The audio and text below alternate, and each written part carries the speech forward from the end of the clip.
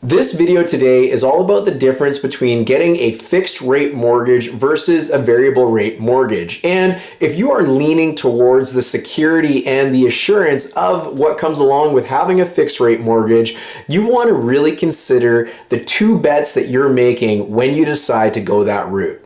As I just mentioned, many people decide that a fixed rate mortgage is best for them, and the reasons for that are fairly simple. A fixed rate mortgage offers consistency in the payment. There's really no surprises, and it also offers some security against rising interest rates. This all certainly is true, and we're going to get into the first bet that you make when you decide to take a fixed rate mortgage. And that bet is you are banking on the interest rates, or rather the interest payments over the life of your loan, exceeding that of which you could have had if you got a fixed rate mortgage.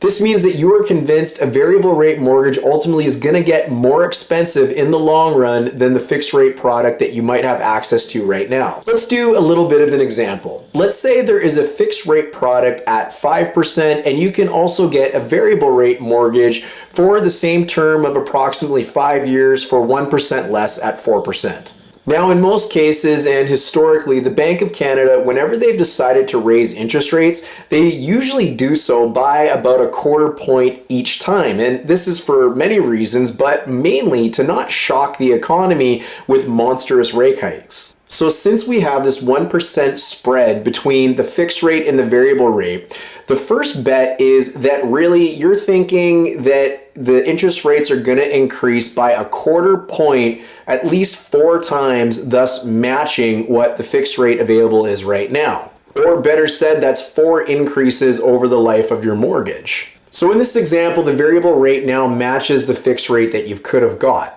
So while this may not feel that great, you've got to remember that over the time that it took for the variable to now match the fixed rate, you've saved some money over the course of that time. Just because the rate is now equal to what the fixed rate was previously, that doesn't mean it's bad. That just means it's equivalent. And again, you've saved money all over this time. So you really haven't lost anything other than maybe the security that it may not go higher.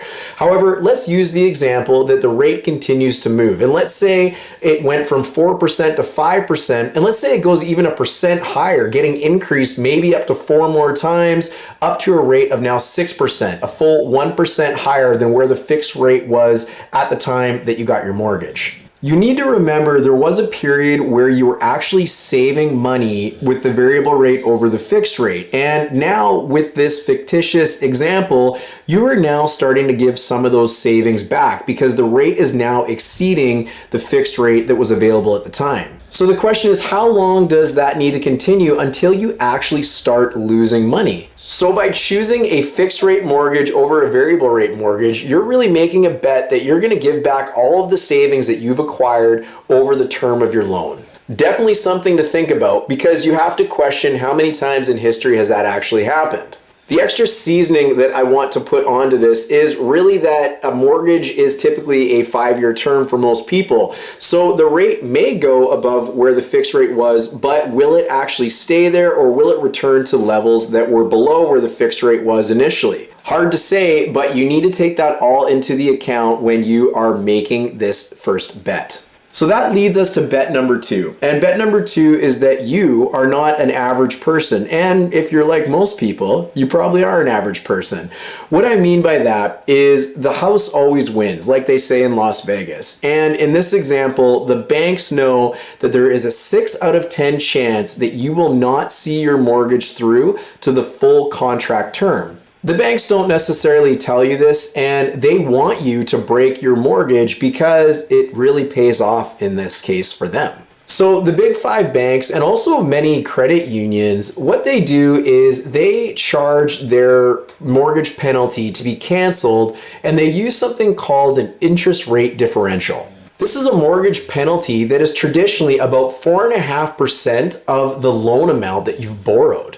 This can amount to thousands and thousands of dollars in penalties if, like 6 out of 10 Canadians, you do not see your mortgage to the end of your 5-year term. Now, you may also think, well, hey, I'm not average. I'm like the 4 out of 10 Canadians who won't break their mortgage. And that very well may be true. But the important thing to remember is that life changes, and life can change very, very quickly. You could have family changes like having children. You could have financial changes like a job promotion or a job loss. There could be health challenges that maybe prevent you from working. There could be changes in your relationship and your family dynamics. 5 years is a really long time to think about where you might be and what your life might look like, especially if you're watching this video and you are a younger person who is maybe just starting their career or starting to date and court other people or anything like that. It's a long time, and you need to be very, very careful about committing to something for 5 years when you might not know what the future necessarily looks like. So we know that the interest rate differential is tied to a fixed rate mortgage. This is where variable mortgages start to become a lot more attractive. Variable mortgages and the penalty attached to them are calculated with a 3-month interest penalty, which is typically significantly less than what you would pay when you do a fixed term loan. In fact, a fixed term loan penalty versus a variable rate mortgage penalty is typically 9 times the amount of what it would be if you had have chosen a variable. So these are the 2 bets that you are really taking on when you decide to get a fixed rate mortgage. And you've got to really account for, is this the best decision for the next 5 years for you? There is many great studies on this, but one in particular that will be linked below this video, where you can see that historically variable rate mortgages have significantly outperformed fixed rate mortgages for years and years and years. So what happens if we find ourselves in an environment where rates are going up at a pace or speed that is a little unprecedented, or it's just generally getting more expensive to have a mortgage? Well, you just need to remember that this isn't forever. A mortgage term is a long time, and likely 5 years. So when you get your mortgage and the rates maybe go up, just remember that they can also go down just as easily as they did go up. You're going to want to make sure to ask whatever lender you choose to work with how the penalty on your mortgage is calculated should you need to cancel your mortgage because you want to sell your home or have to sell your home in the future before your term is up. Don't just focus on the rate, because this could save you thousands and thousands of dollars and help you be more financially successful in the end.